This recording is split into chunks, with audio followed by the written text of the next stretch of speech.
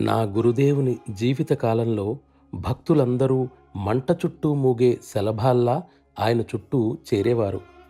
దీపం అప్పుడు వెలుగుతూ ఉండటం వలన అది సాధ్యమైంది. అప్పుడు వాళ్ళ పురోగతి జరుగుతూనే ఉండేది.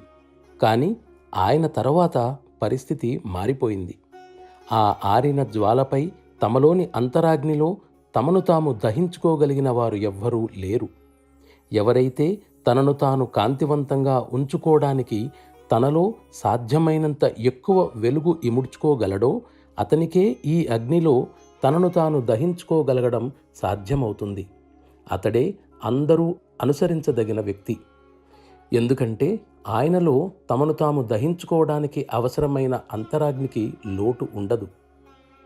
ఆనంద మహాసాగరాన్ని చేరుకోవాలన్న దృఢ సంకల్పం గలవారెవ్వరూ దాన్ని చేరలేకపోవడాన్ని నేనెప్పుడూ చూడలేదు. సరైన సాధనం మీ చేతిలో ఉన్నప్పుడు విజయం సాధించకపోవడం అంటూ ఉండదు.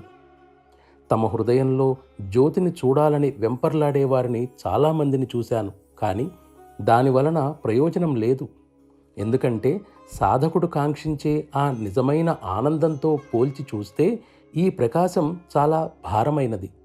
నేను దానిని సహించలేను కాబట్టి దానికి నేను దూరంగా ఉండడానికే ఇష్టపడతాను. అభ్యాసి ప్రకాశాన్ని చూడటానికి ప్రయత్నించకూడదు. అది అక్కడ ఉందని మాత్రమే భావించాలి. మనం అనుకునే జ్యోతి నిజంగా సత్తత్వం యొక్క నీడ మాత్రమే కానీ సత్తత్వం కాదు. మనం సాధించవలసినది జ్యోతిని భౌతిక రూపంగా గల నిజమైన సత్తత్వం. మన సాధనలో మనం అనుభూతి చెందుతాం, కానీ దీనిని అనవసరమైనదిగా భావిస్తాం.